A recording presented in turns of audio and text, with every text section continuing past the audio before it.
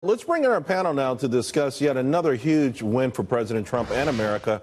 Ali Cinar, he's president of Turkish Heritage Organization.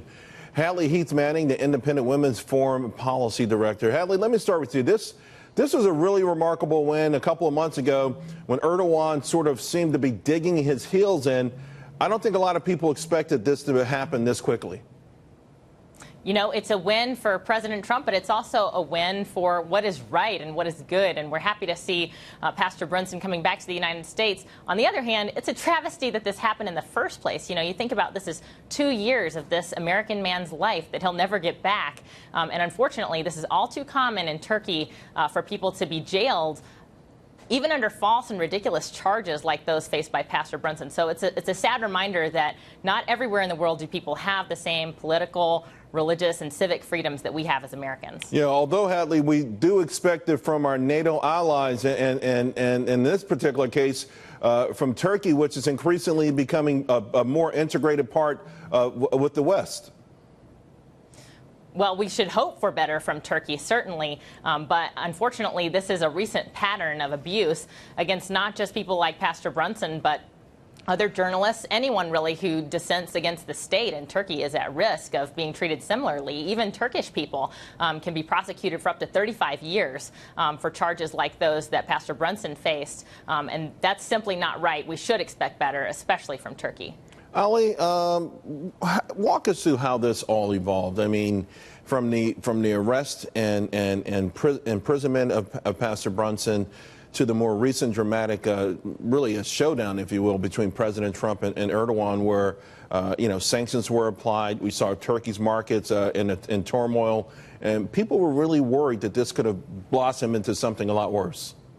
I'm glad that Pastor Brunson now is coming home. So it started with the coup attempt. Fethullah Gülen organized the coup attempt against Turkish people. Therefore, there were lots of arrests in Turkey. And unfortunately, there was an allegation for Pastor Brunson too. So now he's out, he's coming back to the United States. But Turkey had a big national security issue from the neighbors, from internal attacks. So that's why Turkey is What kind of a threat, though, with Pastor Brunson? I remember the coup, and it was organized, the different branches of the military, higher-ups in the government. Of course, since then, there's been a massive purge. Thousands of people have been arrested. Thousands of people have been removed from their jobs. Why was he considered to be such a threat? An American pastor in Turkey, what could he have put? Why was he such a threat to the Erdogan administration? So at the beginning, 3 witnesses said that Pastor Brunson is linked to FETÖ and PKK, which is a terrorist organization also recognized by the United States. So there were some allegations against him. But today at the court, these 3 witnesses changed their statement and supported Pastor Brunson that he wasn't guilty. So there was a change that we saw this morning. So why was Turkey so resistant, though, to American pleas to release this pastor? Again, you know, if these 3 witnesses changed their mind just a couple of years later, it seemed like a huge gamble, a big gambit on their part to ruin relationships, or at least put a relationship in doubt that was just being fostered. It was a terrible gamble in my mind. It was. Unfortunately, Turkey, as I said, had a big national security risk and still is.